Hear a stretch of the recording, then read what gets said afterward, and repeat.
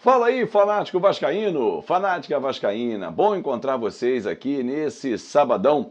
Chega deixando o seu like, que é a mãozinha que está aqui embaixo, que é super importante para o nosso canal. Comentando, compartilhando e, claro, se inscrevendo se você é novo no Fanático Vascaíno. Bom, quais são os erros do Maurício Barbieri? Há tempo de consertar até o início do Campeonato Brasileiro? Falta elenco? Falta capacidade técnica ao elenco e ao treinador? Erros da diretoria? Tudo isso e muito mais a gente vai analisar agora dentro desse vídeo feito especialmente para você. Só vou rodar a vinheta e já volto, não sai daí porque é super rápido, papo reto e direto. Se liga!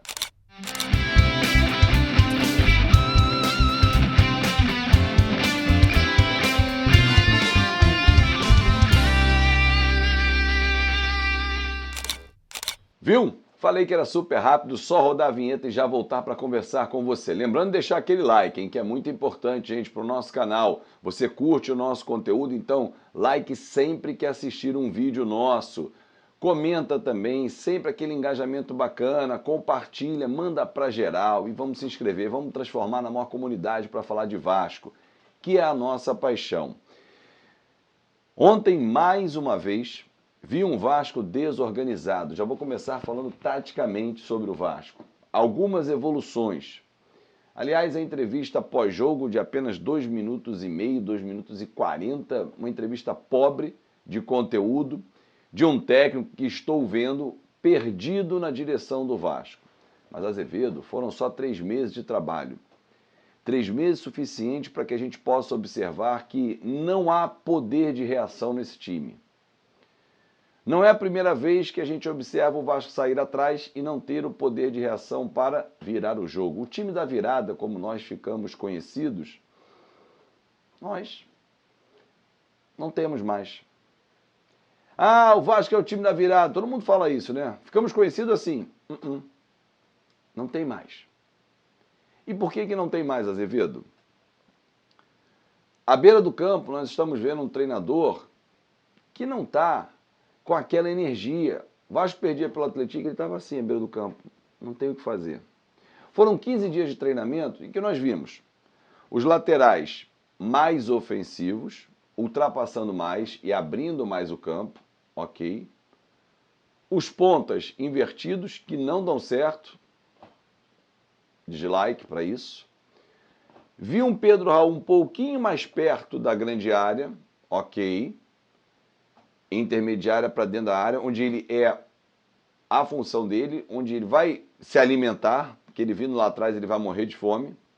Mas continuamos vendo um time sem criatividade, sem poder de finalização, e aí não compete só ao Pedro Raul, compete a todos que compõem o sistema ofensivo. Laterais que avançam,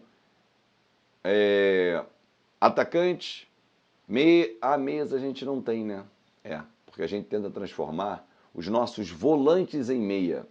Nós não temos um Modric e um Kroos para dizer que nós podemos jogar com 3 volantes.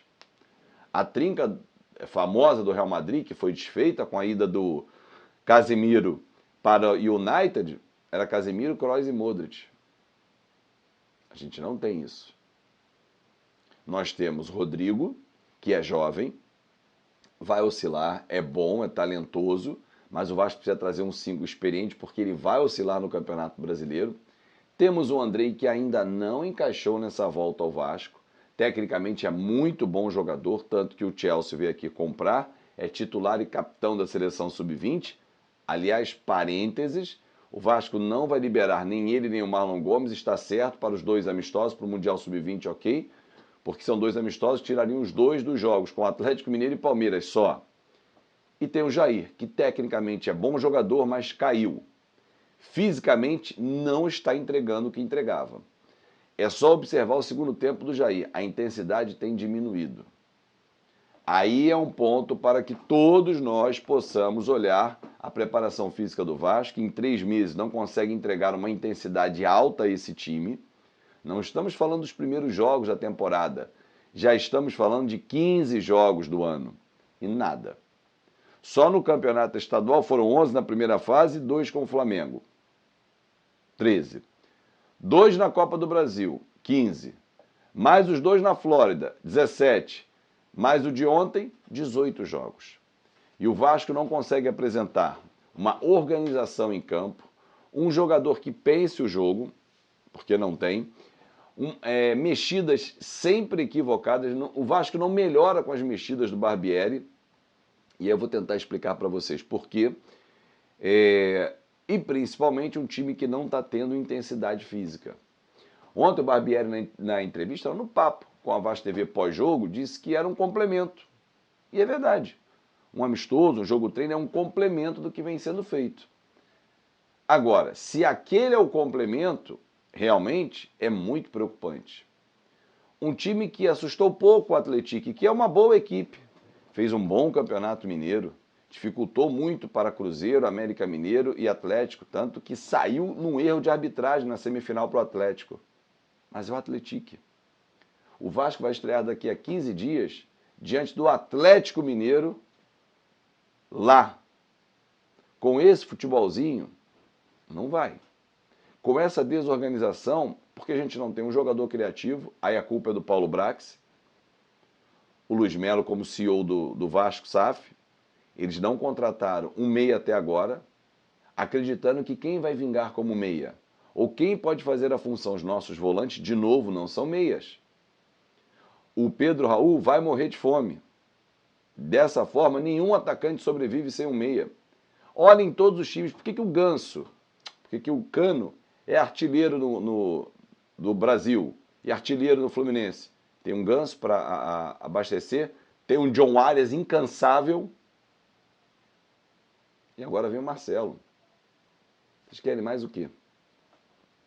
Puma não jogou ontem por conta de cansaço, estava lá em São Januário, mas o Paulo Henrique foi bem. Gostei do Paulo Henrique pelo lado direito. Bastante participativo na linha ofensiva, quase fez um gol de cabeça, gostei. Gostei do que vi, acho um bom substituto. Pelo que eu vi de ontem, pelo menos. Achei um bom substituto. Alex Teixeira estava bem no jogo. Por que saiu? Não entendi. É isso que eu digo, as mexidas nunca surtem efeito. Aí insiste em entrar com o Figueiredo, ele não entra na função do Pedro Raul, ele entra pelo lado do campo. Menos mal, pelo lado esquerdo.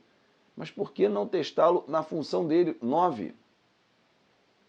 O Alex Teixeira estava bem no jogo, por que não ficou? Peck não tem conseguido entregar os resultados. Peck tem caído muito de rendimento. Ele não tem a perna direita, é lamentável, o Vasco não tem profundidade com ele. Teve um lance no segundo tempo, que o Paulo Henrique dá para ele na linha de fundo, quando ele vai todo torto, é cercado pelo zagueiro, perde a bola, linha de fundo, tiro de meta. Não tem a perna. Para que inventar?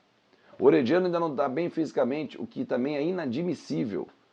O cara já está treinando no Vasco há quase 3 meses. É isso que eu digo, o departamento físico do Vasco, fisiologia, departamento médico, preparação, todos têm que ser cobrados. O Vasco não é uma empresa.